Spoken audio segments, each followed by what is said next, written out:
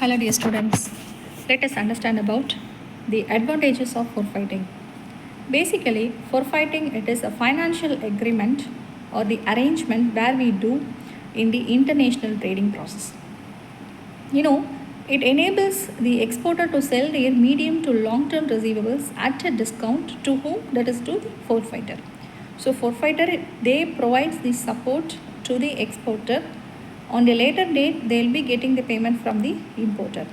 So same like the factoring concept, but here forfaiter basically deals with international trade, that is global trade. So it is a specialized financial institution. The process that they do here is like makes an instant cash payment to the exporter. So that is the process, and there are many advantages for this forfaiting process. First one is risk mitigation. So exporters, they can protect themselves against any kind of potential losses so caused by buyer default or insolvency by passing the risk of non-repayment to the forfaiter.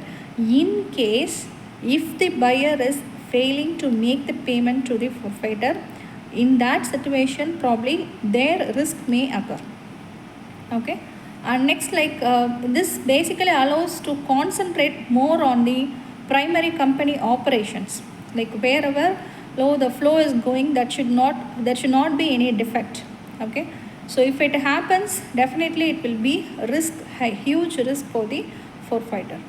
Next, enhanced cash flow. So that is to increase the cash flow. Yes, obviously. So since forfaiters, they are providing exporters like providing instant cash flows, okay, to the exporters.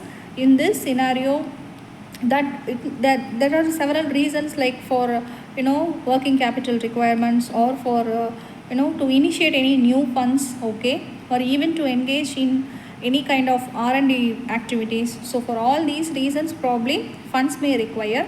For all certain things, definitely cash flow to be increased. And next is improved financial planning.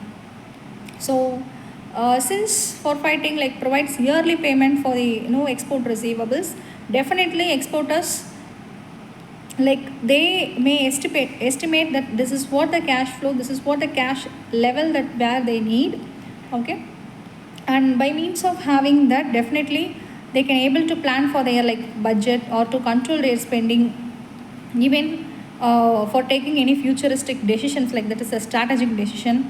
So all these things are possible by having this proper financial planning, that is improved. And next is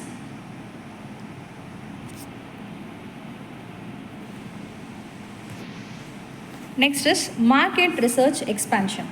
So market research expansion, in the sense again it allows exporters for many favorable payments to the buyers, like long credit durations. It depends upon, there are some flexibilities inside between buyer and even between all the three parties, like durations can be extended if needed.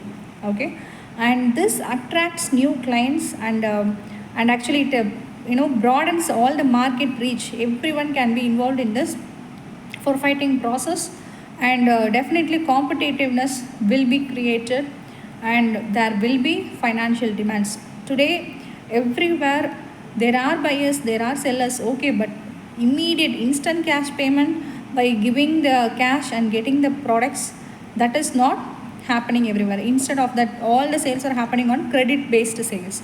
So for this credit based, some other party is getting into the field, and they are supporting for the buyers and sellers, and that is what factoring, forfaiting and all. And balance sheet preservation. So it is a non-recourse financing. We can say this is non-recourse. Why? Because as exporters can remove their export receivables from their balance sheets. They need not to mention, okay, all the receivables need not to mention in the balance sheets, and this basically improves financial ratios and obviously credit worthiness, and even it makes more capital from their banks or financial institutions, so available for additional business requirements. So this is what the benefit, balance sheet preservation. So in that scenario, we can say this as non-recourse financing. Thank you.